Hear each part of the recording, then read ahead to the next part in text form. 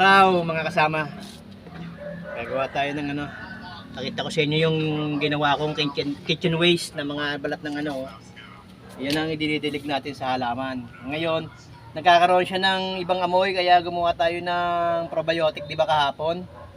So after 1 week, okay na yon. Ihahalo natin dito para ma-eliminate yung amoy niya. Ngayon, bisitahin natin tong ano, pinagdidiligan natin, no.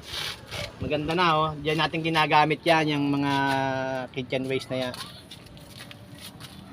Ayan, oh. Mga bagong nagsibula na sila. Nagandahan na.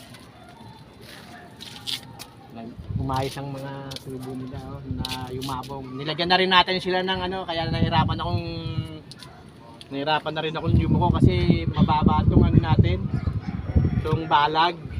Wala eh, talagang lang tayo, backyard farming lang na talaga tayo eh.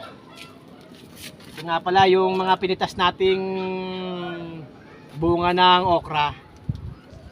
I-pruning natin, tatanggalin na natin yung mga ibang sanga para kasi useless na yung mga pinagtanggalan nito eh. Katulad dito, useless na to kasi natanggal na natin yan, no? Kaya kailangan tanggalin na to eh. Ayan, oh. Tatanggalin na natin yan, mga yan. Ito yung mga inaani nating okra.